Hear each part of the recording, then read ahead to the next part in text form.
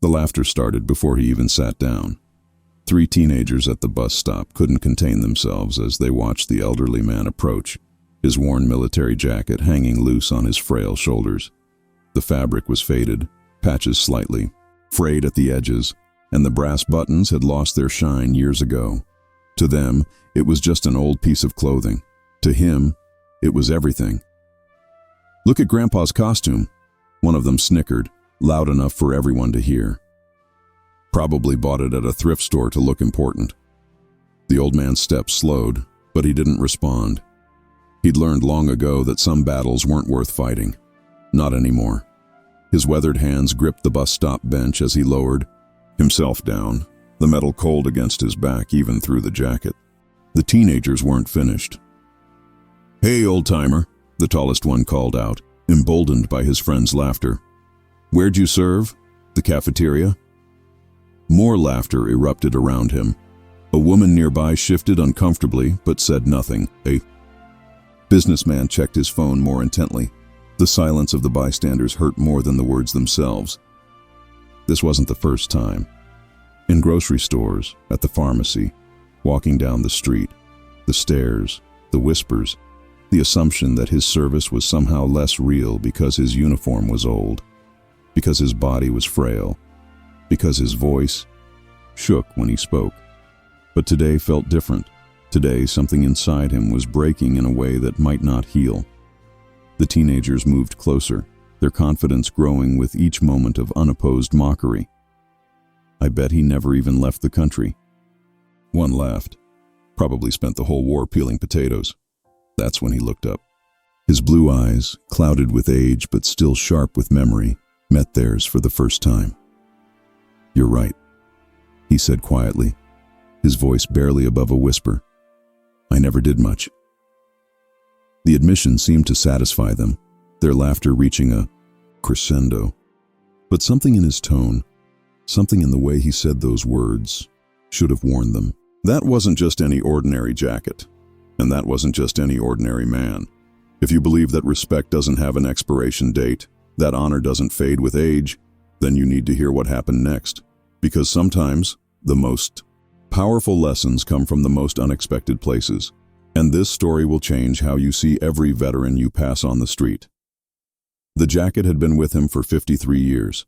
53 years since he'd first put it on as a frightened 19-year-old kid from Ohio, barely old enough to shave, stepping off a transport plane into the humid, dangerous air of Southeast Asia. The weight of it had felt enormous then, not because of the fabric, but because of what it represented: responsibility, brotherhood, a promise to his country and to the men who would stand beside him in the rice paddies and jungle clearings that would haunt his dreams for decades to come. The patches told stories these teenagers would never understand. The 1st Infantry Division insignia, earned through months of brutal combat. The Purple Heart ribbon, sewn on with hands that shook from more than just age. The Combat Infantryman badge, a small piece of metal that represented everything he'd seen, everything he'd done, everything he'd lost. Each thread held memories. Memories of friends who never made it home. Memories of villages destroyed and rebuilt. Memories of letters from home that kept him sane and letters he had to write to families that would destroy their worlds. The jacket wasn't just clothing. It was a memorial he wore every day, but these kids saw none of that. They saw an old man in an old jacket, someone to mock, someone whose very existence was somehow offensive to their young, untested sensibilities. The bus was running late, which meant more time for their entertainment. "I bet he tells stories." "About the good old days," the second teenager said, pulling out his phone to record. "Let's get some content. This could go viral." The old man closed his eyes. Viral. Everything was viral now. Humiliation was entertainment. Pain was content. When did the world become so cruel? When did respect become optional? He thought about his wife, Helen, buried now for 3 years. She'd always told him to be proud of his service, to wear his jacket with honor. "Don't let them make you small, Thomas," she'd say when the nightmares came, when the guilt threatened to drown him. "You did what needed doing. You came home when others didn't." That means something. But what did it mean when the very people he'd served The children and grandchildren of the country he'd bled for saw him as nothing more than a joke. The recording had started. He could see the red light on the phone, could hear the whispered commentary meant to be funny. Old soldier thinks he's tough. Betty cries watching war movies. Probably stolen valor anyway. Stolen valor. The words hit him like shrapnel. Of all the accusations, that one cut deepest. He'd seen real stolen valor, men who wore uniforms they'd never earned, claimed service they'd never given. The real veterans, the ones who'd actually been there, they could spot the fakes immediately. It was in the way they carried themselves, the way they spoke about their service, the way they couldn't answer simple questions about military life. But here he was, a real veteran, being accused of the very thing that disgusted him most. His hands found the zipper of his jacket, fingers tracing the worn metal pull. Maybe they were right. Maybe it was time to put this away. Maybe it was time to stop pretending that his service mattered in a world that had moved on without him. But wait, there's something you need to understand about what happened next, something that will make you see this story in a completely different light. Because just as Thomas was about to give up, just as he was about to surrender to their cruelty, fate decided to intervene in the most unexpected way possible. The rumble started low, almost imperceptible at first. Just a vibration in the ground that made the old man look up from his contemplation. The teenagers were too busy with their recording to notice, their laughter drowning out the growing sound. But Thomas recognized it immediately. The deep, rhythmic thunder of heavy vehicles moving in formation, military vehicles. The sound grew louder, more distinct, not just one truck, but several. A convoy. His trained ear could distinguish the different engines, the spacing between vehicles, the disciplined precision of their movement. It was a sound that had meant safety in the jungle, reinforcements when things got desperate, the cavalry arriving, just when all hope seemed lost. The teenagers finally noticed when the first vehicle came into view. A Humvee, desert tan paint job gleaming in the afternoon sun, followed by a troop transport truck, then another Humvee. Behind them, more vehicles, a proper military convoy moving through downtown America on what should have been a routine day. "Cool," one of the teenagers said, temporarily distracted from their entertainment. "Army guys." The convoy began to slow. That's when Thomas felt something he hadn't felt in years. A mixture of pride and fear, anticipation and dread.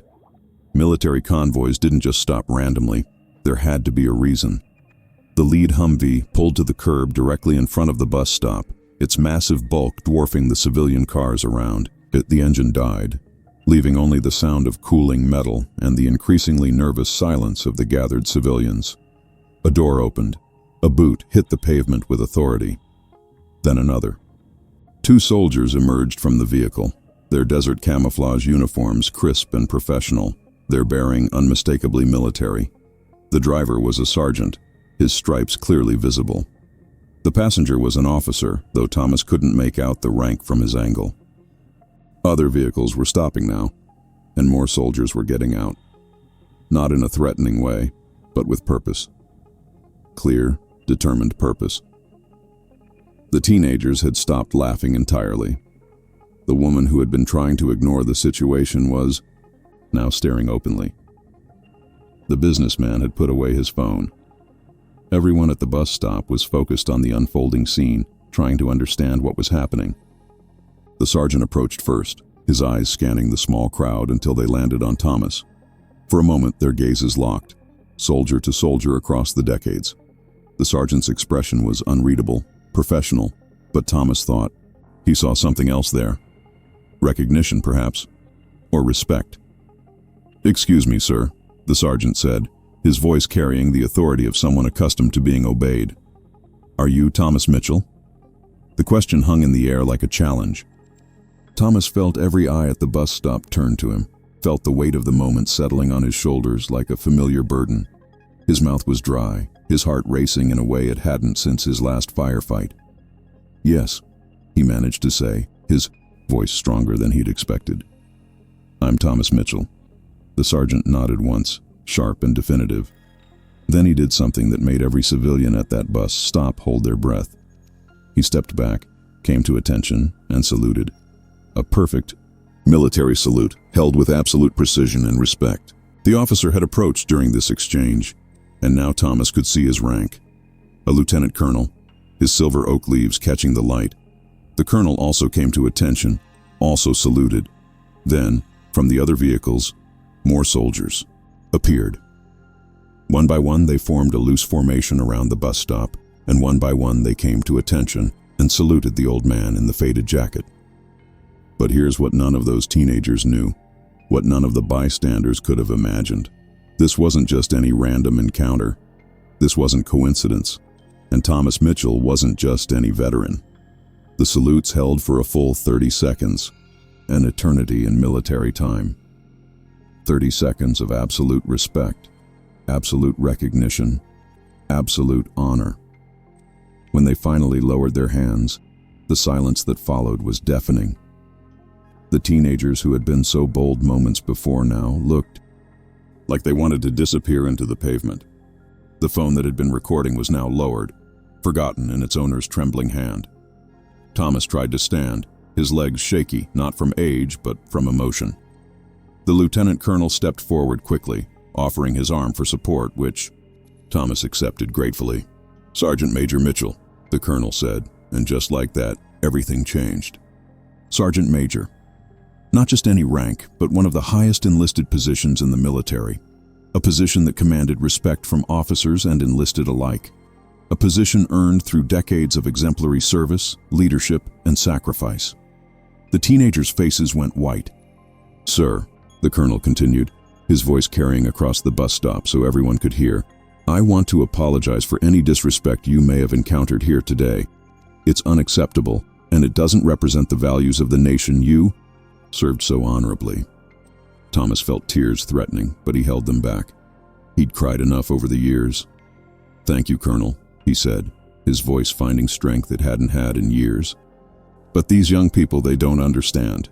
How could they? They've never had to." The colonel turned to look at the teenagers, who were now pressed against the bus stop wall as if trying to become invisible. "That's exactly why we're here, Sergeant Major. Education is part of our mission too." He addressed the crowd directly now, his voice carrying the authority of command. This man, Thomas Mitchell, served 3 tours in Vietnam. 3 tours. He volunteered to go back twice after his first deployment ended. He led men in combat, saved lives, earned decorations for valor under fire. He came home to a country that didn't want to hear about his service, that blamed him for a war he didn't start, that turned its back on him and thousands like him. The woman who had been silent earlier stepped forward, her face red with shame. "I'm so sorry," she whispered. "I should have said something. I should have—" "Ma'am," Thomas said gently, "you're not responsible for their actions. But thank you." The colonel wasn't finished. Sergeant Major Mitchell earned the Purple Heart not once, but twice. He earned the Bronze Star with V device for valor. He earned the respect of every man who served under him and every officer who commanded him. And after his military service, he spent 30 years teaching high school history, educating young Americans about the sacrifices made for their freedom. The businessman stepped forward now, pulling out his business card. "Sir, I run a veterans support organization. We'd be honored to have you speak at our next event." Thomas looked at the card, then at the man offering it. "I'm not much of a speaker anymore," he said. "My story's not very interesting." "Sergeant Major," the colonel interjected, "every veteran's story is interesting. Every veteran's story matters. And yours." He paused, seeming to choose his words carefully. "Sir, your story is why we're here today." The teenagers were still frozen against the wall, their earlier bravado completely evaporated. The tallest one, the one who had started the mockery, finally found his voice. We didn't know," he stammered. "We're sorry. We're really sorry." Thomas looked at them for a long moment, seeing not the bullies they'd been minutes ago, but the children they still were. Children who had never been taught to recognize sacrifice, never been shown how to honor service, never been given the tools to understand the weight of what they were mocking. "Son," he said finally, "you're young. You're supposed to make mistakes. The important thing is what you do after you realize you've made one." But the story doesn't end here. In fact, what happened next would change not just these teenagers' understanding of respect, but would start a chain reaction that would touch hundreds of lives. The colonel reached into his pocket and pulled out a folder, the kind of official, military document that Thomas recognized immediately. "Sergeant Major, this convoy wasn't randomly passing through. We were looking for you." Thomas's eyebrows raised in surprise. "Looking for me? Why?" "Sir, there's been a development regarding your service record, something that should have been addressed decades ago." The colonel opened the folder, revealing official letterhead and documents with multiple signatures. "It's taken us months to track you down. Your old unit, the 1st of the 16th Infantry, they've been conducting a review of combat actions from 1968 to 1971. Specifically, they've been reviewing recommendations for valor awards that were overlooked during the chaos of those years." Thomas felt the world tilt slightly. During the war, recommendations for medals often got lost in the bureaucracy, filed away and forgotten as units moved. Commanders rotated, and the war machine ground on. Many deserving soldiers never received the recognition they'd earned simply because paperwork disappeared, or commanders who had witnessed their actions were transferred before they could complete the process. "Sir," the colonel continued, "on November 15, 1970, near Firebase Charlie, you led a rescue mission to extract a wounded patrol that had been pinned down by enemy fire. You crossed 400 meters of open ground under heavy fire, organized the evacuation of 6 wounded soldiers, and held the position until medevac arrived. Your actions that day saved 6 lives. Thomas remembered that day. Of course he remembered. It was burned into his memory like every other day of combat. But he'd never considered it particularly heroic. He'd done what needed doing, what any soldier would have done for his brothers. The patrol leader, Staff Sergeant Rodriguez, survived because of your actions. He went on to serve 25 years in the Army, retired as a command sergeant major. He has 6 children and 14 grandchildren, all of them alive today because you ran across that field." The colonel pulled out a small blue box from the folder. Thomas recognized it immediately, and his breath caught in his throat. "Sergeant Major Thomas Mitchell, by order of the Secretary of the Army, you are hereby awarded the Silver Star Medal for gallantry in action. The Silver Star, the 3rd highest military decoration for valor, an award he'd never expected, never even considered."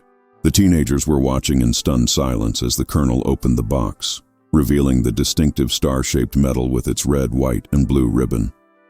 "Sir, would you allow me the honor?" Thomas nodded, unable to speak. The colonel lifted the medal from its box and pinned it to Thomas's jacket, right above his other decorations. The weight of it was minimal, but the meaning was enormous. 55 years late, but finally recognized. "There's more, sir," the colonel said, pulling out another document. "Staff Sergeant Rodriguez, now retired Command Sergeant Major Rodriguez. He's been looking for you for 20 years. He wanted to thank you personally. He's flying in from Texas next week specifically to meet with you. He says he's carried the guilt of never properly thanking you for most of his adult life." Thomas felt the tears now, and he didn't try to stop them. "Rodriguez. Little Rodriguez from San Antonio. He made it home.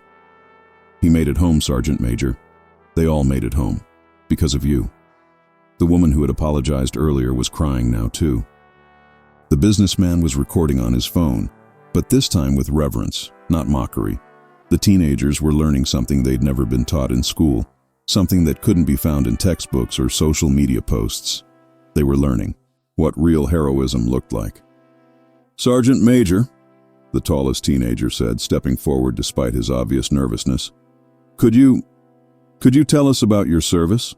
Not for a video or anything, just we'd like to know." Thomas looked at the young man, seeing past the bravado to the genuine curiosity underneath. "Son, war stories aren't entertainment. They're lessons. Hard lessons. Are you sure you want to learn them?" "Yes, sir," all 3 teenagers said simultaneously, and Thomas could hear the respect in their voices now, the recognition of something greater than themselves. But what happened next would prove that sometimes the greatest victories aren't won on battlefields at all. The colonel gestured to his soldiers, who began setting up a small area with folding chairs they'd brought from one of the trucks. "Sergeant Major, if you're willing, we'd like to hear some stories too. My soldiers, they know the history, but they've never heard it from someone who lived it." Thomas looked around at the gathering crowd. Word was spreading, and more people were stopping. Some were taking pictures, but now it felt different. Not exploitative, but documentary. People were witnessing something important, something that needed to be preserved. "I'm not sure where to start," Thomas said, settling into one of the chairs. "There's so much, and so little of it is pleasant." "Start with Rodriguez," one of the soldiers suggested. "Tell us about that day." Thomas closed his eyes for a moment, letting the memories surface. When he opened them again, his voice was steady, strong. Rodriguez was just a kid, 18 years old, maybe 19.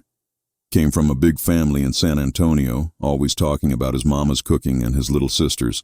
He carried pictures of them in his helmet, pictures that got wet and faded, but he never threw away.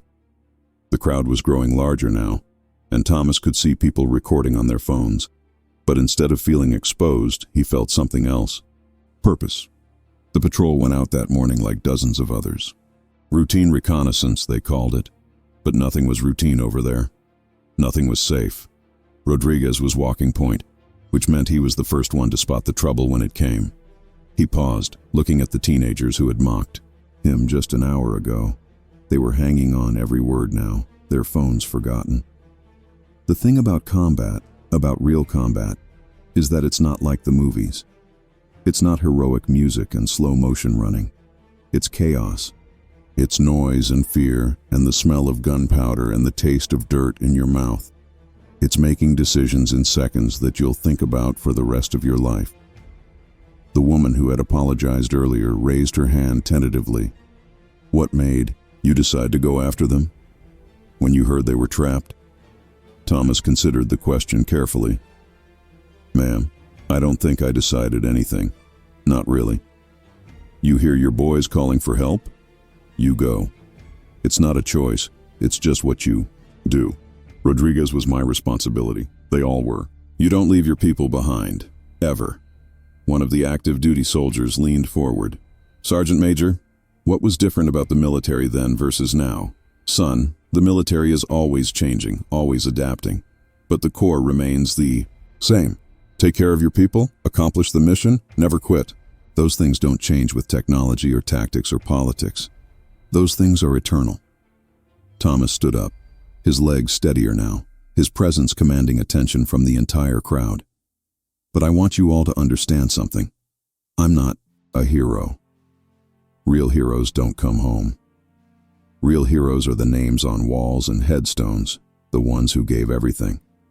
I'm just a soldier who got lucky, who got to grow old, who got to see his country change and grow and become something worth the sacrifice." The businessman stepped forward again. "Sir, with your permission, I'd like to share this story. Not for entertainment, but for education. People need to hear this. People need to understand." Thomas nodded slowly. "If it helps people understand what service means, what sacrifice looks like, then yes, share it. But remember, I'm just one story. There are thousands like me, millions who served and came home to silence or worse. They deserve to be heard too." The lieutenant colonel cleared his throat. "Sergeant Major, there's one more thing. The Army is planning a ceremony to honor Vietnam veterans whose Valor Awards were delayed or lost. You won't be the only one receiving recognition. Would you be willing to attend? To represent not just yourself, but all the soldiers who served with you?" Thomas looked at his faded jacket, now adorned with its new silver star, then at the faces around him. Young faces and old faces, civilian faces and military faces, all united in this moment of understanding. "Colonel," he said finally, "it would be my honor." The teenagers approached him as the formal ceremony began to wind down. The tallest one, who had started the mockery, spoke first. "Sergeant Major Mitchell, sir, we want to apologize again. But more than that, we want to learn. Would you be willing to come to our school, to talk to our history class?"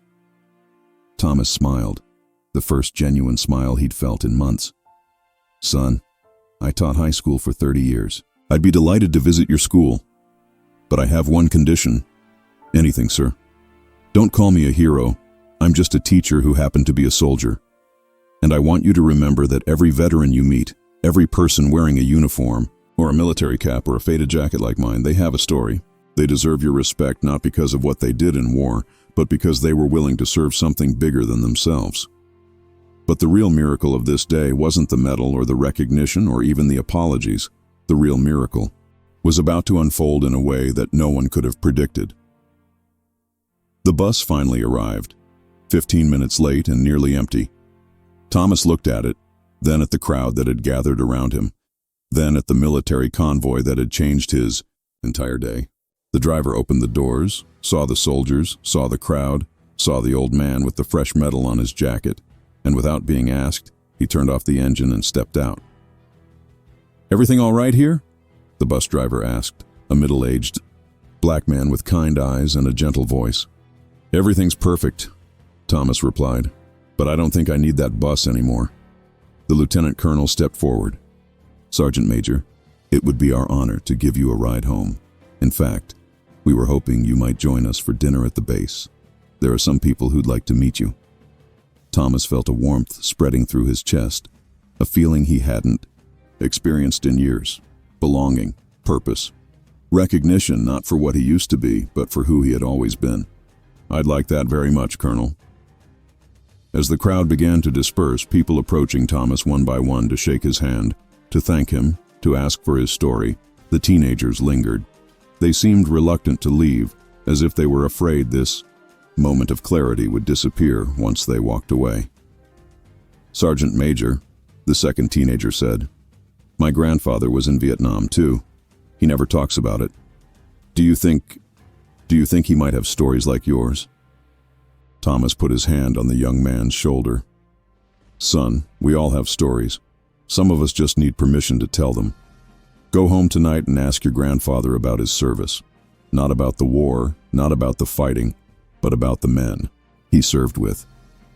Ask him about the friendships, the brotherhood, the bonds that last a lifetime. Ask him what he's proud of from his time in uniform." "What if he doesn't want to talk about it?" Thomas smiled sadly. "Then you respect that choice.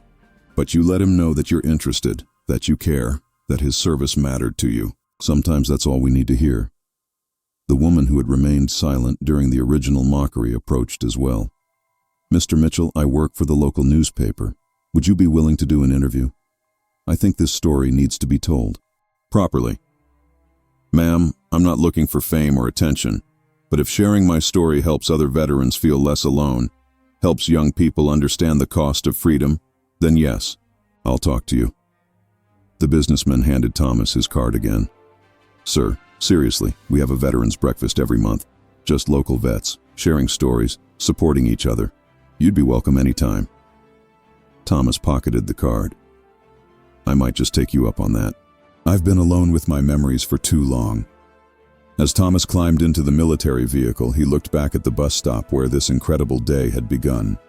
The teenagers were still there, talking animatedly among themselves, their phones out now, but this time researching Vietnam War history, looking up veteran organizations, discussing what they'd learned. The transformation was remarkable.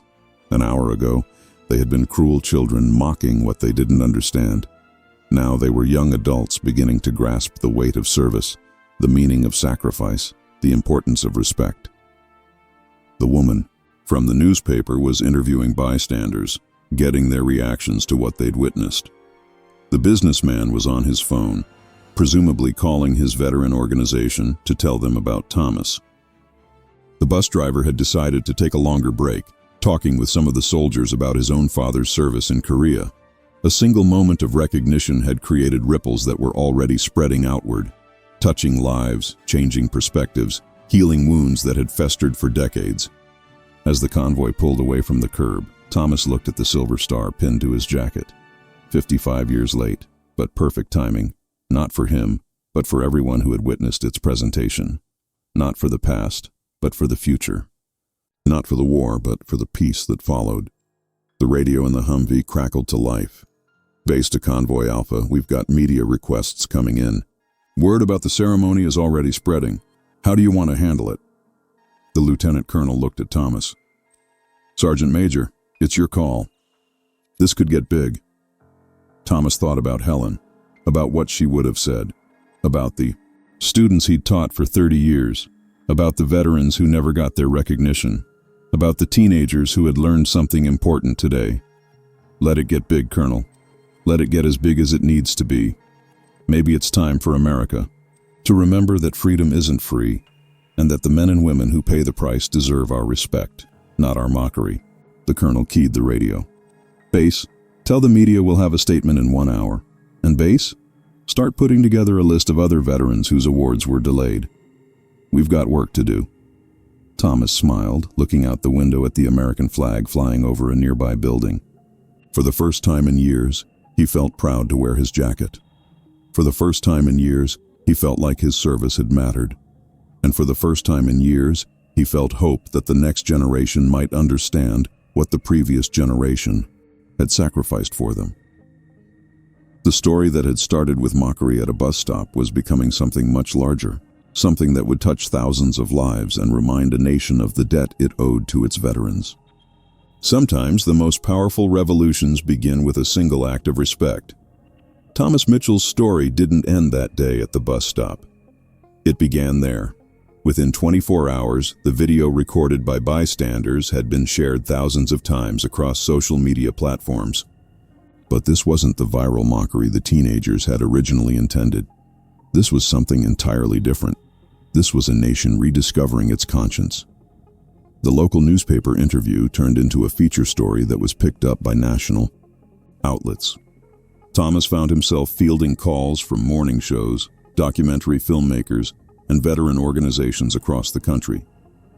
But he handled each request the same way he'd handled everything else in his life, with quiet dignity and a focus on others rather than himself. The teenagers who had started the confrontation became unlikely advocates for veteran recognition. They organized a respect campaign at their high school, inviting local veterans to share their stories with students. They created a social media challenge that encouraged young people to thank veterans in their communities. Most importantly, they learned that respect isn't just about politeness. It's about recognizing the sacrifices others have made for freedoms they enjoy every day. The Businessman's Veteran Organization grew from a monthly breakfast meeting to a thriving support network. Thomas became their honorary spokesman, not because he sought the position, but because his story had resonated so deeply with people across the country. He used his newfound platform to advocate for veteran mental health services, better support for aging veterans, and educational programs that would prevent future generations from making the same mistakes those teenagers had made. The woman from the newspaper won a state journalism award for her coverage of the story, but more importantly, her reporting led to the establishment of a program that connected elderly veterans with young volunteers, creating intergenerational bonds that benefited both groups. The understanding that flowed between old and young, between those who had served and those who had been served, became a model for communities across America. Command Sergeant Major Rodriguez did indeed fly in from Texas, and his reunion with Thomas became another viral moment, but this time the virality served a purpose. It showed America what brotherhood looked like, what lifelong bonds forged in service could accomplish, what it meant when soldiers said they would never leave a fallen comrade behind. The delayed medal ceremony that Thomas attended became a major national event. Hundreds of Vietnam veterans received recognition that had been lost in the chaos of an unpopular war. Families who had waited decades for their loved ones' service to be acknowledged finally found closure. A nation that had failed to welcome its warriors home properly got a chance to make amends, one medal and one story at a time. The lieutenant colonel who had presented Thomas with his Silver Star was promoted to full colonel within the year, partly due to his unit's exemplary handling of what became known as the bus stop incident. But he insisted that the real leadership had come from Thomas himself, from his grace under pressure and his willingness to educate rather than condemn. The colonel established a program within his command that sent soldiers into communities specifically to connect with aging veterans, creating bridges between generations of service members and healing wounds that had festered for too long. But perhaps the most profound change came in the small details, the individual moments that rippled outward from that single day.